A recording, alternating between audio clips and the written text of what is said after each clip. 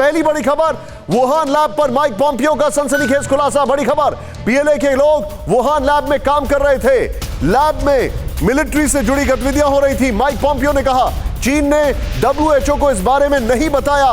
Mike Pompeo ने कहा यह इस वक्त की सबसे बड़ी खबर मैं आपको बता रहा हूं, लैब में मिलिट्री की गतिविधियां हो रही थी चीन की वुहान लैब में।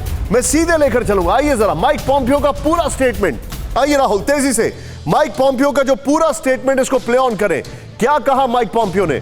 वुहान लैब में चीनी आर्मी के लिए रिसर्च चल रही थी, यह बड़ा स्टेटमेंट है। अमेरिका के पूर्व विदेश मंत्री माइक पॉम्पियो का खुलासा, वुहान इंस्टीट्यूट ऑफ वायरोलॉजी चीन की सैन्य गतिविधियों में लगा हुआ था। नेक्स्ट, चीन की सैन्य गतिविधियों में, नेक्स्ट सैन्य गतिविधियों के बीच ही वुहान लैब से कोरोना का जन्म हुआ। नेक्स्ट, चेंज करें बड़ा तेजी से, लैब में चल रही मिलिट्री एक्टिविटी को सिविलियन रिसर्च बताया गया। सिविलियन रिसर्च, वुहान लैब में चीन का रिसर्च सेंटर नहीं है, मिलिट्री एक्टिविटी का केंद्र है ये। चीन ने वुहान लैब में सैन्य गतिविधियों की जानकारी छिपाई। चीन ने डब्ल्यूएचओ को भी इस बारे में बताने से इनकार कर दिया। मैं सीधे चलूंगा राहुल इस ग्राफिक्स के साथ, और बीच बीच में उनके ग्राफिक्स के साथ शॉर्ट्स मिक्स करते हुए सीधे मैं चलूंगा।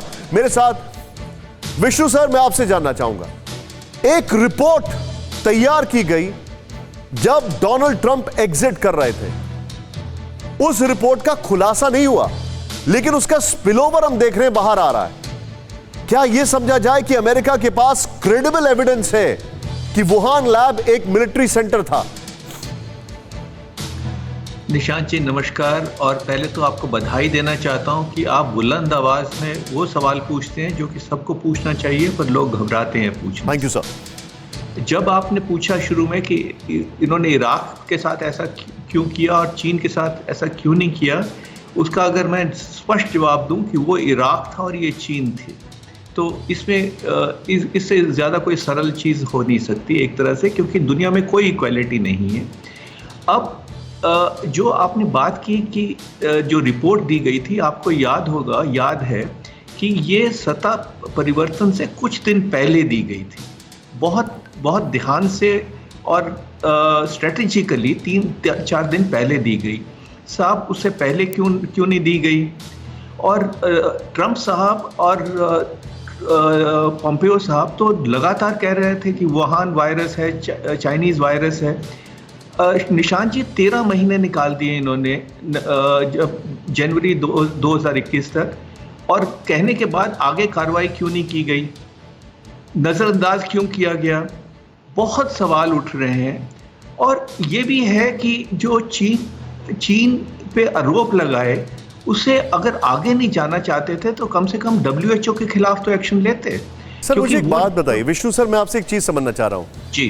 क्या अभी तक जो इंडिकेशंस है, माइक पॉम्पियो हमें पता है कि वो अगली बार चुनाव लड़ने की तैयारी कर रहे हैं, सबको पता बिल्कुल, है। माइक पॉम्पियो पूरी ताकत लगा रहे हैं कि जो बाइडेन के ऊपर प्रेशर लगाएं, और जिस तरीके से डोनाल्ड ट्रंप इवैपोरेट कर गए अपना एग्जिट होने के बाद, उससे लग रहा है कि ये कैंडिडेट है।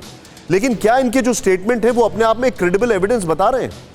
मैं निश्चित तौर पे ये कह सकता हूं कि उनका जो उन्होंने कहा है उस पर उसको ज़रूर गंभीरता से देखना चाहिए, क्योंकि वो उसको नज़रअंदाज नहीं कर सकते। हालांकि वो हॉक हैं, पर वो पहले CIA के चीफ थे, हमको याद होगा, और ये इनके पास कुछ इन्फॉर्मेशन थी, ये मुझे लगता है। पर क्या कारण है कि ये लोग इंडिकेट करते रहे, आरोप लगाते रहे, पर आगे क्यों नहीं लेके गए?